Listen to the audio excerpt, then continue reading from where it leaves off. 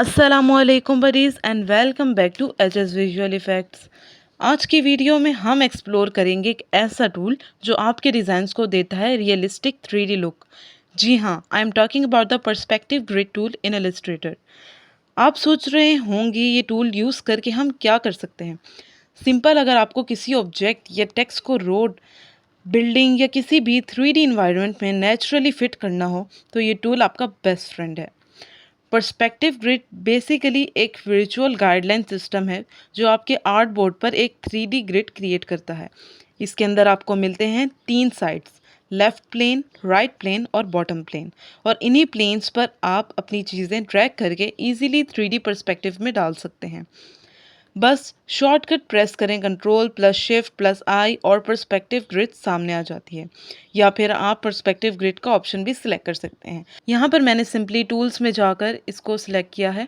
आप चाहें तो व्यू में भी जाकर इसको सिलेक्ट कर सकते हैं, वहाँ पर भी इसका ऑप्शन अवेलेबल है।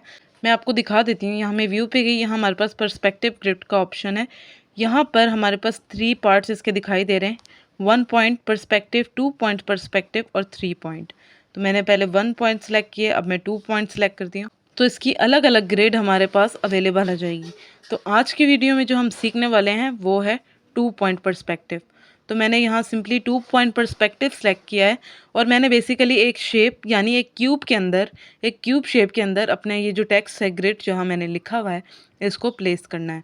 तो जी, जब हम इसको एक्टिव करते हैं तो ऊपर हमारे पास ये साइन आ जाता है ग्रिड टूल का, जो आपको दिखाई दे रहा है। और यहाँ हम इसके जो लेफ़्ट और राइट नोड है, इसको पकड़ के इसको ड्रैग कर सकते हैं लंबा करने के लिए, और इसकी हाइट इंक्रीज़ करने के लिए हम सिंपली इसके टॉप और बॉटम नोड को भी सिलेक्ट कर सकते हैं, और इसको हम फुल मूव कर सकते हैं इसको सिलेक्ट करके। और जी बस, देन मैंने सिलेक्शन टूल सेलेक्ट किया और इसको इस शेप के ऊपर रखा है जो मैंने ग्रिड अभी लिखा था, और मैंने इस ग्रिड को सिंपली सेलेक्ट करके एक्सपेंड कर दिया है। यहाँ पर मैंने ग्रिड को 2 रेक्टेंगल्स में डिवाइड किया है।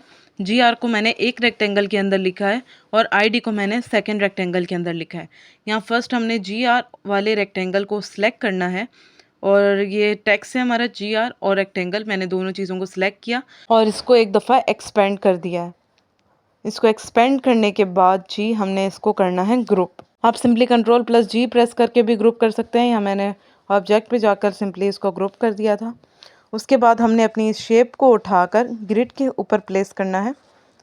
तो जी यहाँ मैंने अपनी शेप को ग्रिड के ऊपर प्लेस किया, उसके नोट्स को एडजस्ट करके मैंने सिंपली इसको उस शेप में एडजस्ट कर दिया। उसके बाद मैंने सेकंड रेक्टेंगल सेलेक्ट किया, इसको भी एक्सपेंड और ग्रुप किया। उसके बाद मैंने यहाँ जो हमारे पास साइन दिख रहा था उसके ऊपर मैंने सेकंड वाले ऑप्शन पे क्लिक किया है जो ऑरेंज हो चुका है, और उसके बाद मैंने इसको सिंपली इसकी भी साइड्स इंक्रीज़ की हैं। फिर फर्स्ट वन की साइज़ इंक्रीज़ की। अब दोनों का साइज़ जो है हमारे पास यहाँ बराबर है, और हम सिंपली नोट्स को सिलेक्ट करके इसका साइज़ इंक्रीज़ या डिक्रीज़ कर सकते हैं। इसको वर्टिकली, हॉरिजॉन्टली, किसी भी सूरत में हम इसको एडजस्ट कर सकते हैं, लंबा कर सकते हैं, छोटा कर सकते हैं। सो गाइस, अब आपको आइडिया हो गया होगा कि एक छोटा सा टूल आपके डिज़ाइंस को कितना रियलिस्टिक और प्रोफेशनल बना सकता है। ट्राई करके देखिए, इसको आपके प्रोजेक्ट का लेवल ही चेंज हो जाएगा। वीडियो पसंद आई हो तो लाइक, शेयर और सब्सक्राइब करना मत भूलिएगा। मिलते हैं पर नेक्स्ट ट्यूटोरियल में। थैंक्स फॉर वॉचिंग एंड अल्लाह हाफिज़।